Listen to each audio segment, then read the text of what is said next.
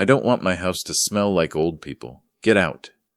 My daughter-in-law hissed the words, slamming the door in my face. My son just stood there, silent. They thought they'd broken the old carpenter.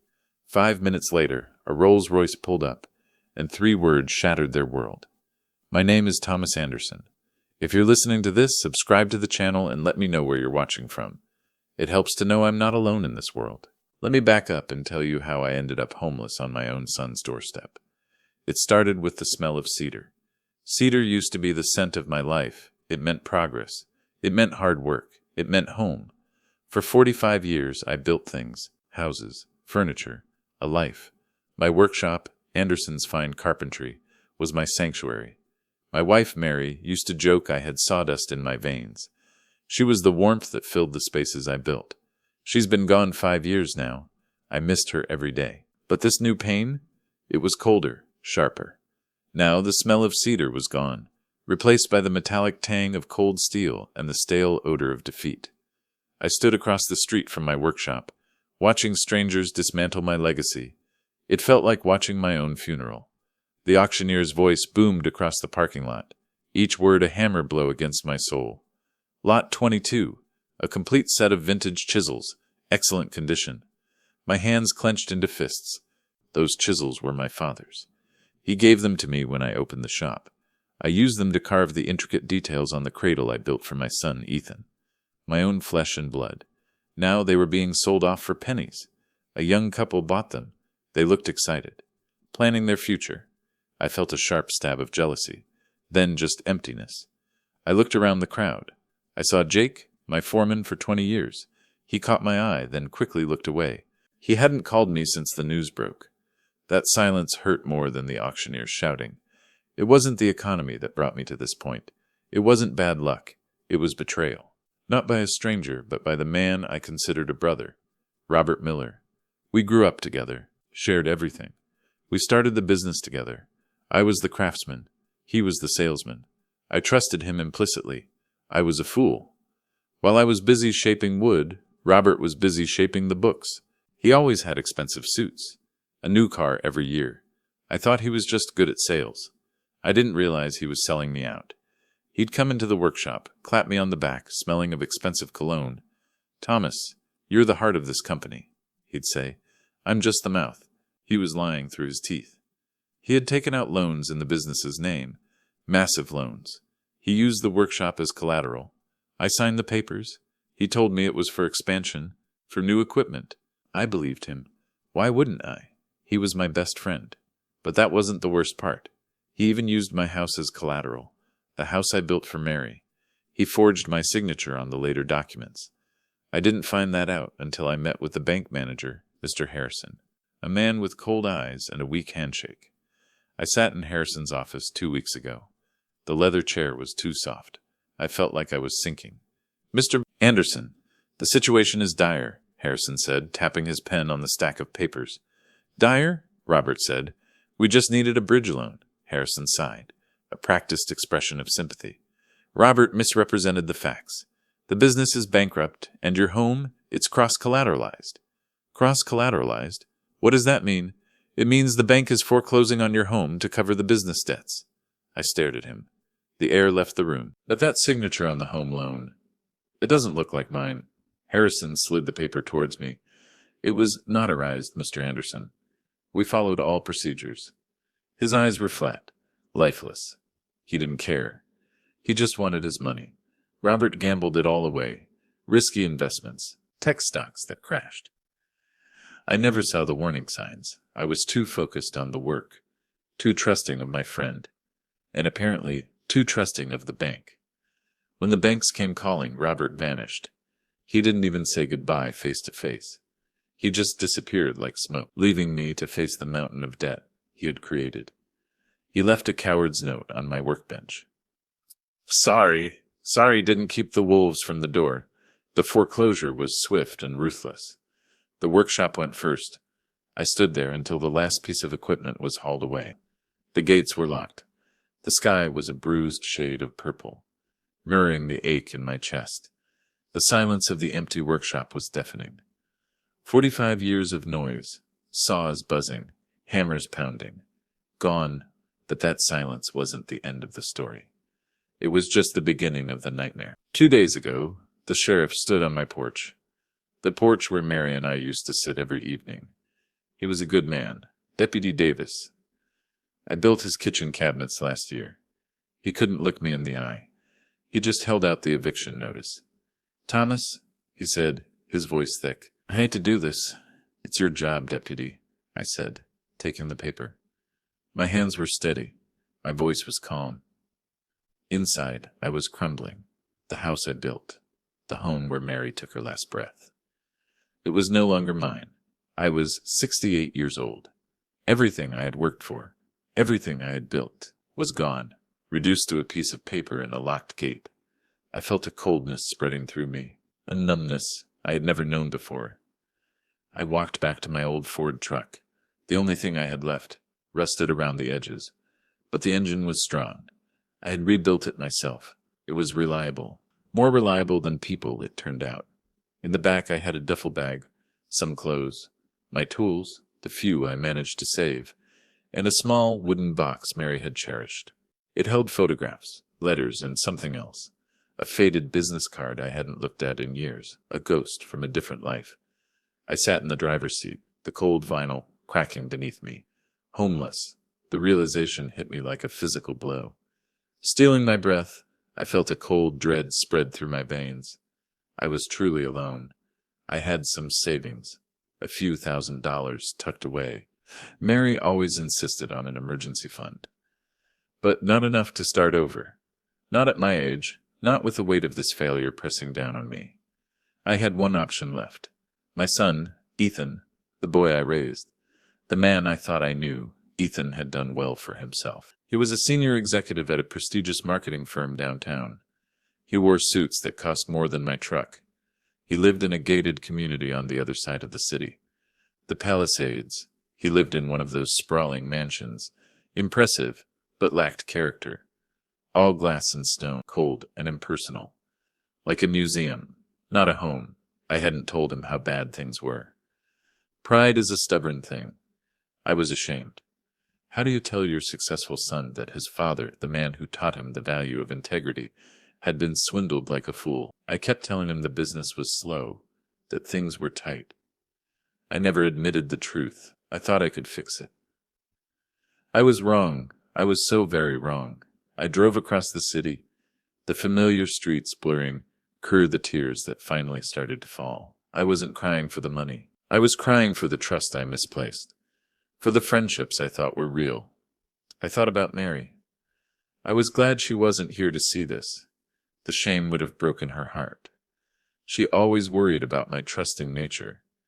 "Thomas," she used to say, "you see the good in everyone, but not everyone is good." She was right, about Robert, and maybe about Ethan too. I pulled up to the gates of the Palisades. The security guard looked at my old truck with suspicion. His eyes lingered on the rust spots. "Judgment. Name?" he asked. His voice clipped. "Thomas Anderson. To see my son, Ethan." He checked his list, then waved me through. The gates opened like the jaws of a beast.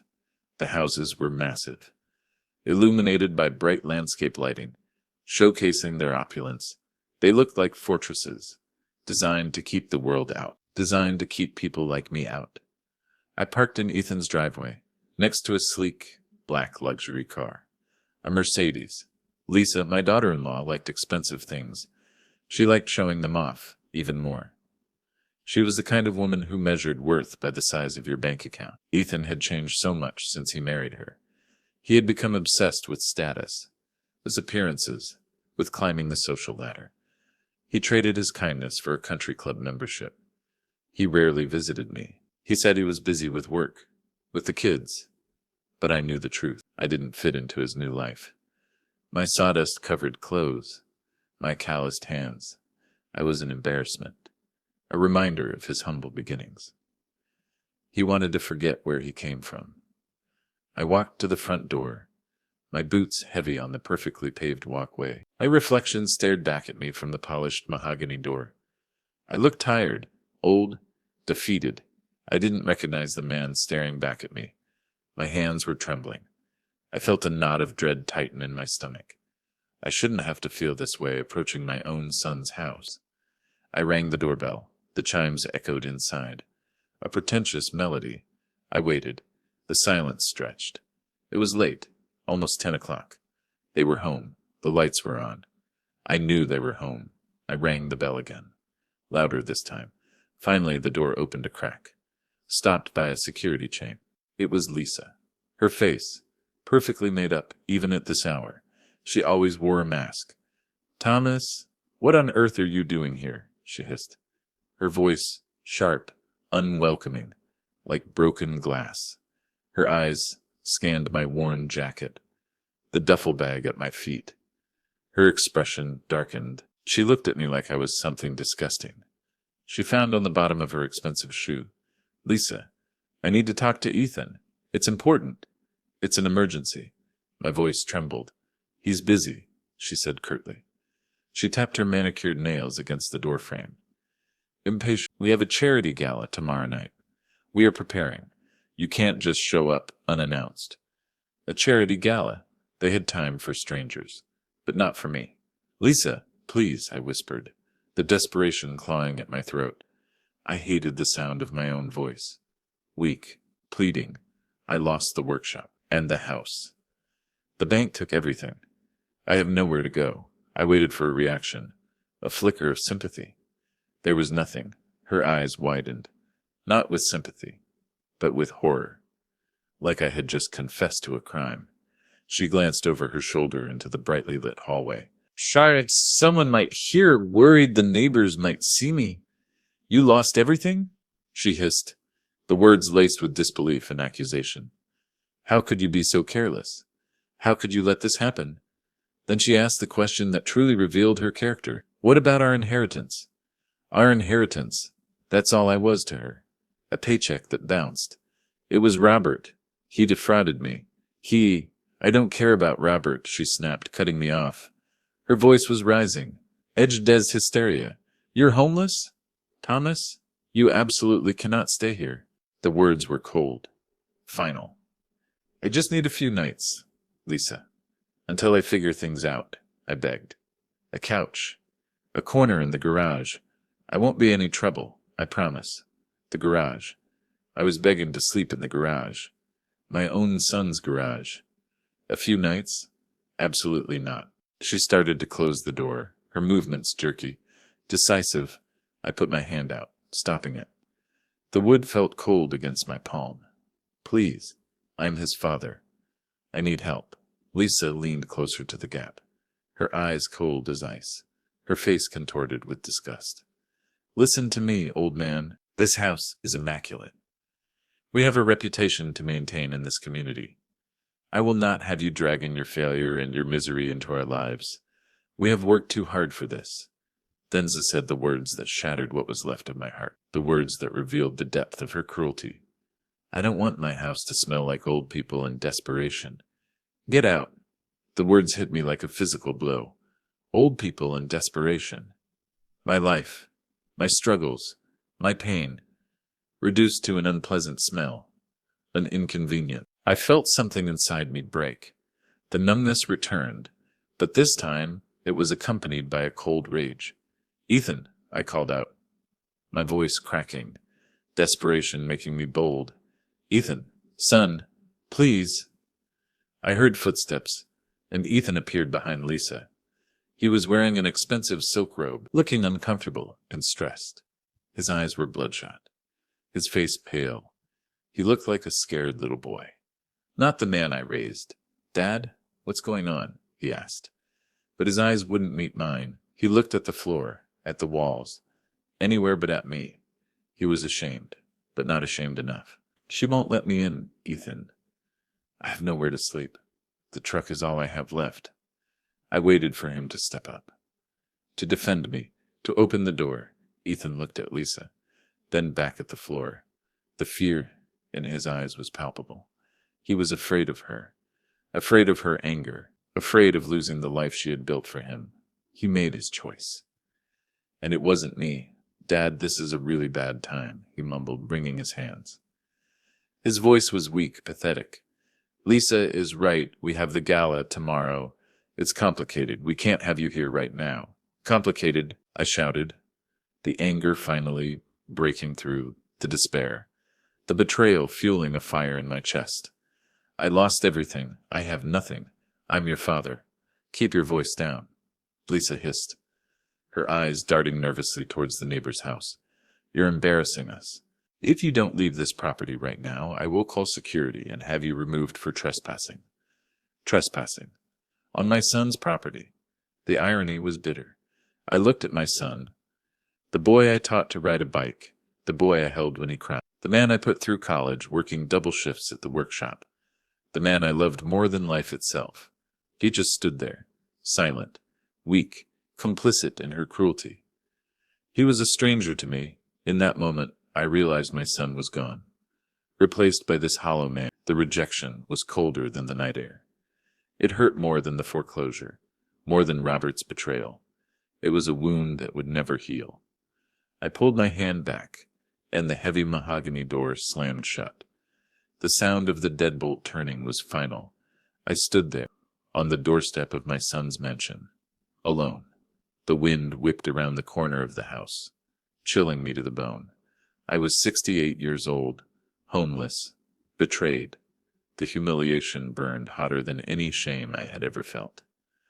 I walked back to my truck, the gravel crunching under my feet, the sound loud in the oppressive silence of the neighborhood. I sat in the driver's seat, the exhaustion overwhelming me. I looked at the massive house, the symbol of everything Ethan valued and everything I had lost. I buried my face in my hands. The tears came again, hot and bitter. I hadn't cried when Mary died. I hadn't cried when I watched my workshop being auctioned off.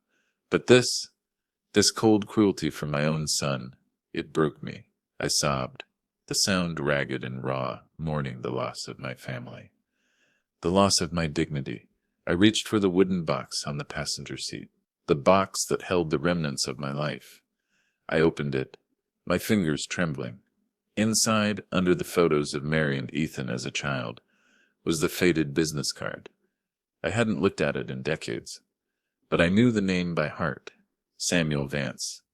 No one knew I had his number. No one in my family even knew I knew Samuel Vance.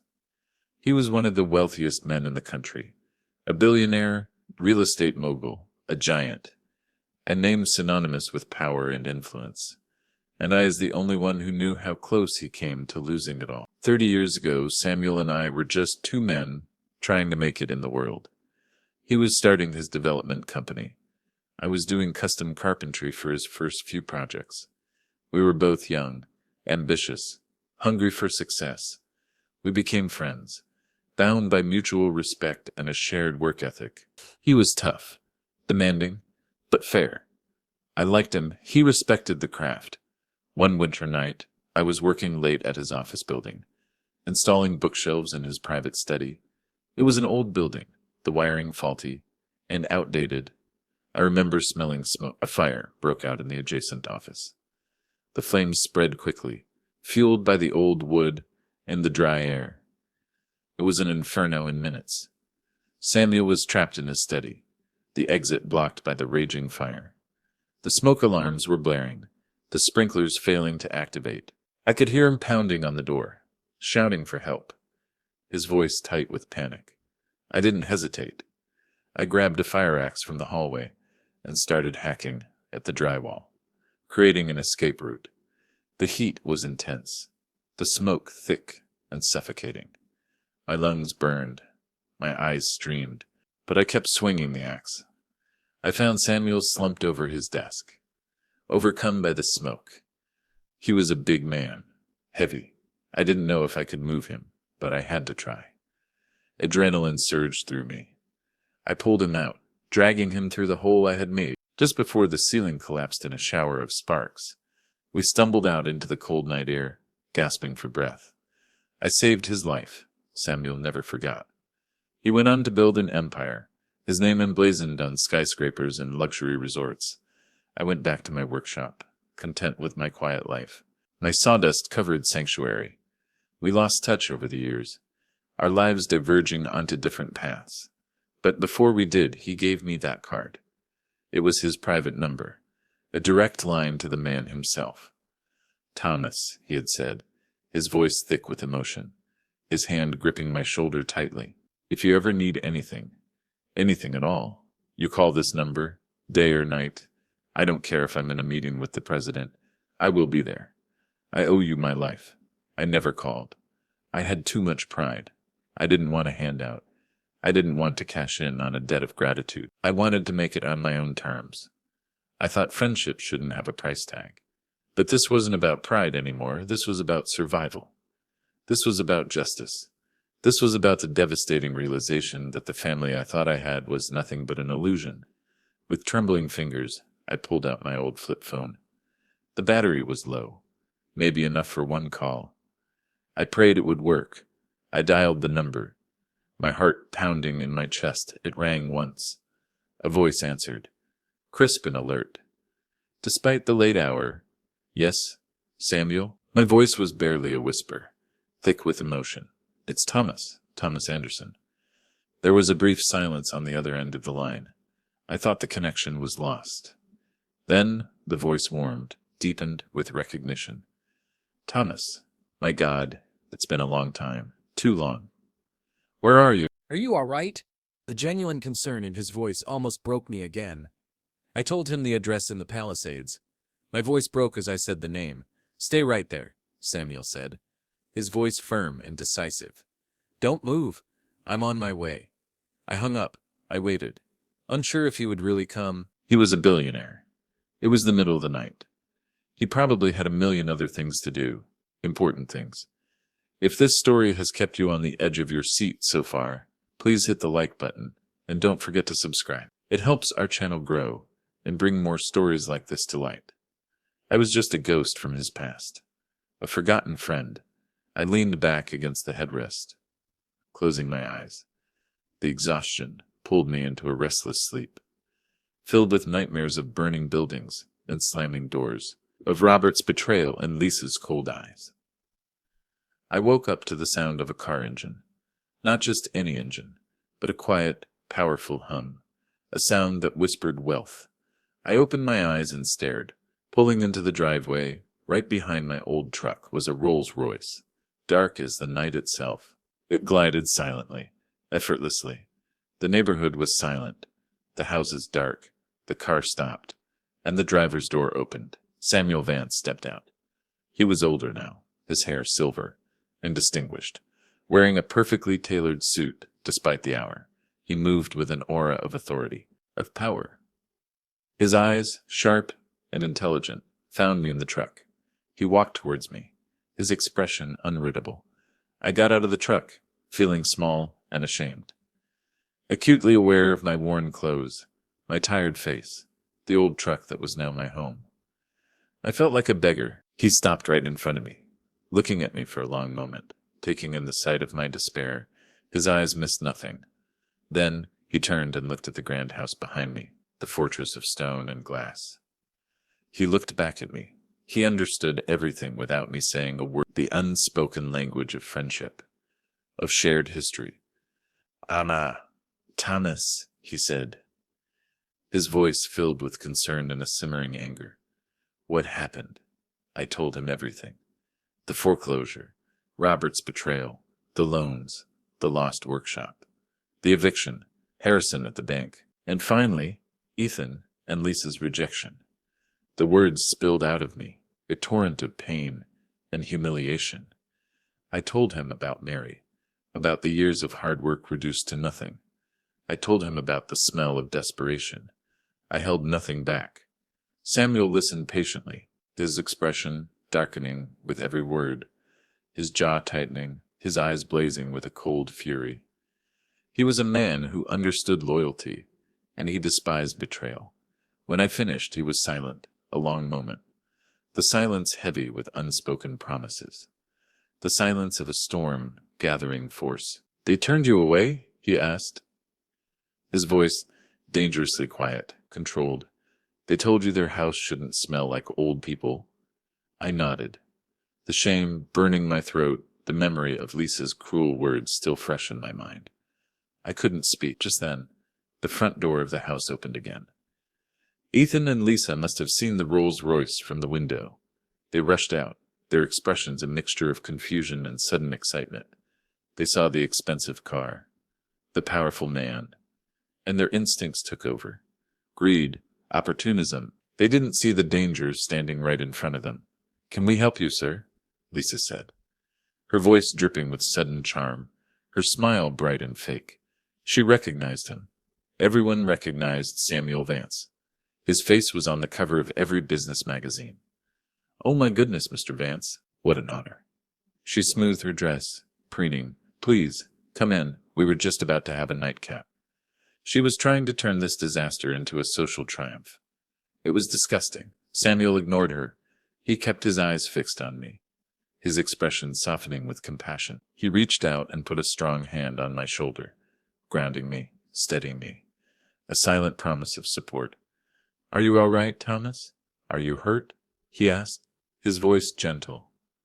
"I am now, Samuel," I said, the relief washing over me, the gratitude overwhelming me. I wasn't alone anymore. Ethan stared, bewildered, his mind unable to process the scene unfolding before him. "Dad, you know Samuel Vance?" His voice was filled with awe and confusion, and a dawning fear. Samuel finally turned to look at them. His eyes were like ice, cold and unforgiving. The warmth he had shown me vanished, replaced by the ruthless demeanor of a man who had built an empire by crushing his enemies. He looked at Lisa, who was still smiling brightly, trying to salvage the situation. He looked at Ethan, who was pale with shock and confusion. Then, Samuel Vance said 3 words that changed everything. 3 words that shattered their carefully constructed world. "Pack your bags." Lisa's smile vanished, replaced by a mask of confusion. "Excuse me, Mr. Vance, I don't understand. We were just inviting you in for a drink." She laughed nervously, a high-pitched, grating sound.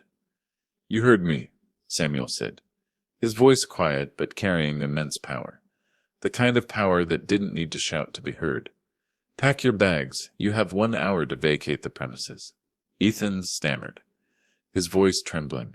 "Vacate, Mr. Vance?" "I don't understand. This is our house. We own it. We have the deed." He looked desperate. Pleading, Samuel raised an eyebrow, a gesture of dismissal. "Your house? Ethan, you seem to be mistaken." He pulled a document from his inside coat pocket. The paper crisp and official. "This is my community," Samuel said, holding the document up, "and I decide who lives here." The truth hit me like a physical blow. I looked at Samuel. He gave a slight nod, confirming my sudden realization. The Palisades. It was a Vance development. He owned everything. The streets, the gates, the very ground they stood on. "You see," Samuel continued, his voice cutting through the silence of the night. "This entire development was built by my company. When you bought this house, you signed a homeowners association agreement. An agreement that I control. I am the sole board member." He pointed to a clause in the document, his finger tracing the words. "Clause 27B, Morality and Community Standards." He read it aloud, his voice ringing with authority. "It states that residents must adhere to certain ethical standards of behavior, including compassion, decency, and respect for human dignity. Failure to do so can result in immediate expulsion from the community and the forced sale of the property back to the developer at the original purchase price, minus depreciation."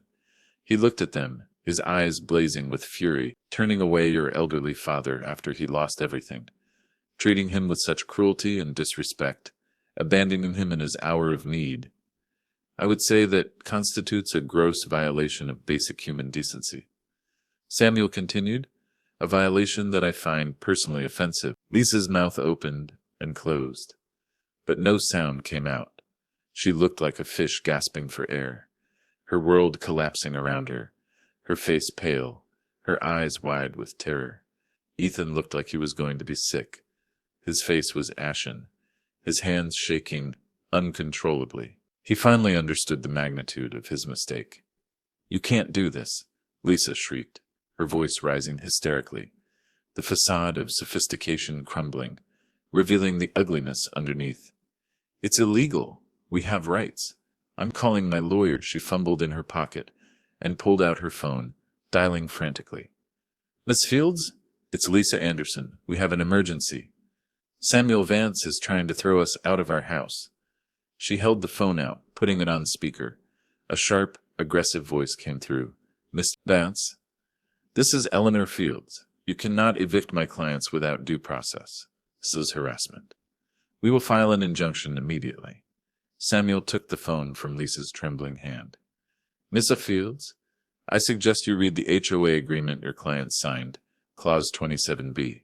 It's airtight. My legal team drafted it. If you file an injunction, I will countersue for legal fees and damages. Do not test me. He hung up the phone and handed it back to Lisa. I assure you it is perfectly legal, Samuel said calmly, unfazed by the threat. This agreement was designed specifically to prevent people like you, people with no moral compass, no sense of loyalty, no basic human kindness from poisoning this community. You value things over human lives, he continued, his voice filled with contempt. You make the world a colder, harsher place, and I will not have you in my community. He turned to Ethan, his gaze piercing, demanding accountability. I remember a young man who admired his father, a man who wanted to build something meaningful, a man who understood the value of integrity. What happened to you, Ethan? Samuel asked, his voice laced with disappointment. When did you become so weak, so morally bankrupt? When did you let this woman convince you to abandon your own flesh and blood? Ethan looked down at his shoes, tears streaming down his face. He couldn't answer. He had no defense. He was guilty. He grew up, Lisa spat, her voice filled with venom, her eyes blazing with hatred. She turned her anger on me. He realized his father was a worthless old failure, a loser. I knew you were trouble. Months ago when the business started failing, I told Ethan to cut you off then. She admitted it. She had planned this. The betrayal ran deeper than I thought. Samuel took a step towards her, his presence menacing, his authority absolute. You are a disgrace, he said, his voice dripping with contempt. You are the definition of worthless. You are the failure. Just then, 2 security cars pulled up behind the Rolls-Royce. Men in dark suits stepped out, their faces impassive. Professional, the cavalry had arrived. Mr. Vance, we're here, one of them said, nodding respectfully. Good, Samuel said, his voice cold and final. Escort Mr. and Mrs. Anderson off the property. They are no longer welcome here. They are trespassing. Wait, Lisa cried, tears streaming down her face, ruining her makeup. She rushed towards Samuel, grabbing his arm, her desperation palpable. Please, Mr. Vance, have mercy. Where will we go? What about our children? The gala tomorrow? The gala, even now. That was her priority. That is no longer my concern, Samuel said coldly, pulling his arm away from her grasp, as if her touch disgusted him. Perhaps you can find a place that doesn't mind the smell of greed and betrayal. Samuel added, his voice laced with sarcasm. I hear it's quite pungent. Her own words turned against her. Ethan turned to me, his eyes pleading, his face ravaged by shame and regret. Dad, please, tell him, don't let him do this. I'm so sorry. I made a mistake. A terrible mistake. Please, Dad, I love you. Love. He used the word, but he didn't understand what it meant. I looked at my son. I felt a deep sadness, a mourning for the boy he used to be, the man he could have become. But the man standing in front of me was a stranger. You made your choice, Ethan, I said quietly, my voice heavy with the weight of my disappointment. You closed the door on me when I needed you the most. You have to live with the consequences. The security guards moved forward, firmly took Ethan and Lisa by the arms. They were led away, sobbing and protesting, down the long driveway they once thought they owned. Their cries echoed in the night, the sound of their privileged lives shattering into a million pieces. I felt no joy in their downfall, just a profound sadness and emptiness. I watched them go, the silence settling around us, broken only by the sound of the wind rustling through the perfectly manicured trees. Samuel put a hand on my arm. I'm sorry it came to this, Thomas. I truly am. I am too, I said, the exhaustion washing over me again. But thank you. Thank you for being here. You never have to thank me, he said, his voice warm with affection. Let's get you inside. You look tired. You need rest. We walked into the grand house. The Italian marble floors gleamed under the bright lights of the crystal chandelier. It was beautiful, opulent, but it felt cold and empty, a mausoleum of greed and entitlement. Samuel led me to a large living room, furnished with expensive sofas and adorned with modern art. This is your home now, Thomas, for as long as you need it. We will figure everything out tomorrow. I sat down on an expensive sofa. It was soft, comfortable, but I missed my old recliner. The one I had built myself, the one that knew the contours of my body. What about the foreclosure? I asked, the reality of my situation still pressing down on me. And Robert? He stole everything. He destroyed my life. And the bank? Harrison seemed too eager to take my house. I already have my best people looking into it, Samuel said, pouring me a glass of water from a crystal decanter. My investigator, David Chen, is already on the case. Robert Miller won't be able to hide for long, and we will investigate Mr. Harrison. We will recover your assets, Thomas, Samuel promised, his eyes meeting mine. I promise you, you will have justice. The next weeks were a blur. David Chen, Samuel's private investigator, was relentless. He was quiet, efficient, and terrifyingly good at his job. He tracked down Robert Miller in 3 weeks. They found him in a cheap motel in Mexico, living off the money he had stolen from me. He thought he was safe. He was wrong. But Chen found something else, something darker. Robert hadn't just gambled the money away. He was being blackmailed. Someone had compromising information on him, and he was stealing from me to pay them off. The investigation deepened. Robert was arrested and extradited. I watched the news coverage. He looked scared, broken. I felt a grim satisfaction. But the blackmail complicated things. Then came the breakthrough. Chen traced the blackmail payments. They led straight back to Mr. Harrison, the bank manager. Harrison wasn't just complicit. He was the mastermind. He had blackmailed Robert, forcing him to take out the fraudulent loans. Harrison had orchestrated the forgery of my signature, ensuring the bank could seize my assets when Robert inevitably defaulted. It was a sophisticated scam. Harrison was arrested. The scandal rocked the financial community. Samuel's lawyers didn't just recover the stolen money. They sued the bank for gross negligence and fraud. They won a massive settlement. The banks had ignored the warning signs, blinded by greed. The workshop was mine again. The house on Elm Street was mine again. I was financially secure, but money couldn't fix everything. It couldn't fix the broken trust. It couldn't bring back my son. I visited the workshop. It was empty, silent, echoing with the ghosts of the past. The memories were tainted by the betrayal, the loss. I couldn't go back to the way things were. I needed something new. A new beginning. I even confronted Jake, my old foreman. I found him drinking alone in a dive bar. Why didn't you say anything, Jake? I asked him. You knew Robert was trouble. Jake looked up, his eyes filled with shame. Robert threatened Thomas, threatened my family. I was scared. I'm sorry. I understood fear, but I also understood loyalty. I just nodded and walked away. I decided to sell the house on Elm Street. Too many memories. Too much pain. I wanted a fresh start, away from the shadows of the past. With the recovered money, I bought a large piece of land just outside the city, by the lake, a place of peace and tranquility, a place where I could breathe again. Samuel and I started a new project together, a project born out of the ashes of my old life.